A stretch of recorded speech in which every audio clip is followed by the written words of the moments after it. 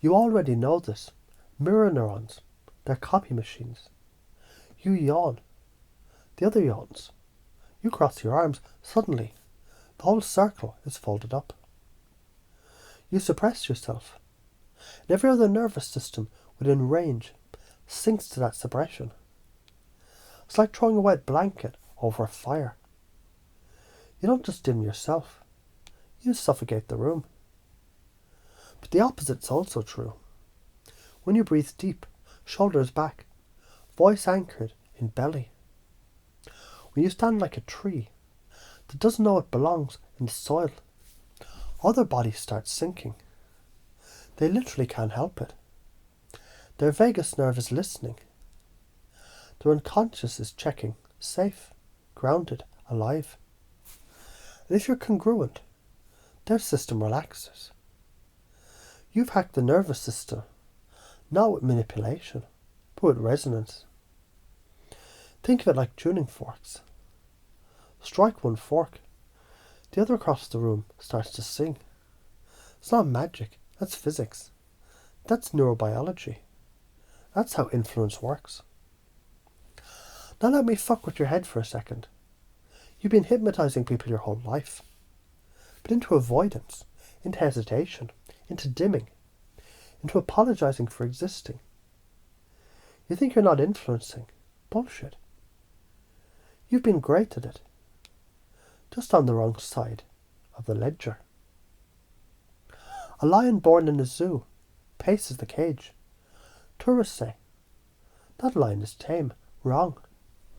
The lion is hypnotizing itself into pacing because it mirrors the bars. If one day the lion remembers the savannah, the whole zoo shakes. You're that lion. You've mirrored the bars. And others have mirrored your mirrored suppression. You already do this. Think about a baby. It laughs, you laugh. It cries, your chest tightens. That's mirror neurons. You've been sinking your whole life. The skill is built in. Zoom out. Civilizations rise and fall on resonance.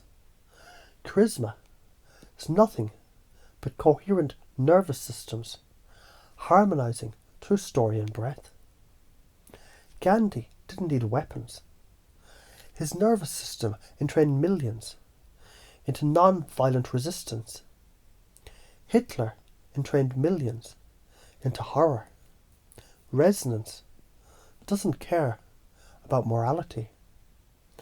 It amplifies what's fed into it. That's why it's your responsibility to choose values that matter. Influence isn't manipulation. Influence is alignment. Manipulation is forcing someone into your map. Resonant influence is helping them see their own deeper values and then aligning reality with it. Conditional love keeps us safe. Conditional love keeps you caged. Resonant love liberates both nervous systems, yours and theirs, into coherence. Mirror neurons fire, as though you're the one acting. They don't distinguish between watching and doing. That means every suppressed breath you take teaches others to suppress. Every expanded breath you take teaches others to expand. That's why this shit matters. It's not self-help. It's viral neurobiology. So why are you afraid? You fear judgment, rejection, being too much. Let's be blunt.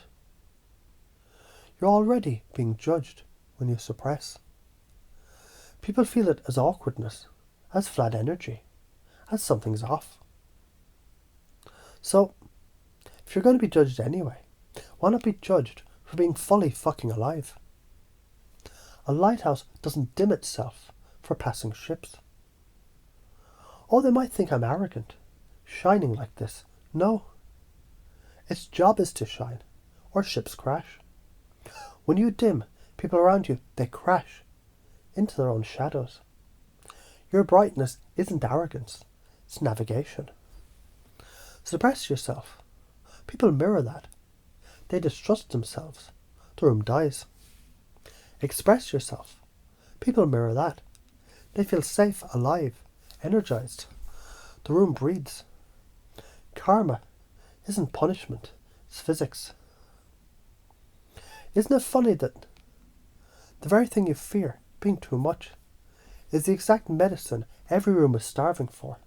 Isn't it strange that your nervous system has been playing both jailer and prisoner at the same time?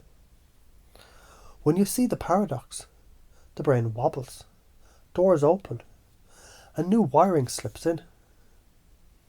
So breathe deeper, stand taller, let your words land slower. Notice how people's eyes dilate when you're congruent. Notice how silence grows magnetic when you're comfortable in it. Notice how you already know how to do this because you've been syncing with others since you were in the womb. And as you practice, you'll realize every conversation is hypnosis. Every room is a trance. The only question is, do you want to lead it into suppression or expansion? Follow this, your relationships deepen. Your presence commands respect without trying. People feel you as safe and magnetic. You build resonant love. Partners who don't shrink you, but expand with you. Ignore this. Decades of half conversations. Rooms that glaze over. Partners that don't really see you.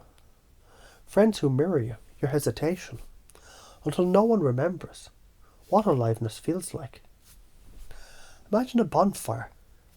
If one log refuses to burn, the fire dims.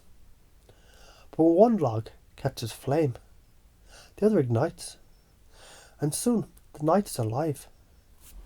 You're that log. You've been wet with fear long enough. Dry yourself in the wind of breath. Strike, burn. Watch the fire spread. Stop apologizing for your electricity. Electricity doesn't ask permission to arc. It finds the path of least resistance and lights the fucking sky. You're that arc. And when you align influence with your deeper values, you stop being a beggar for conditional love, and you become a transmitter of resonant love. You already hypnotize. You already influence. The only choice left is whether you'll do it by suppressing or by resonating.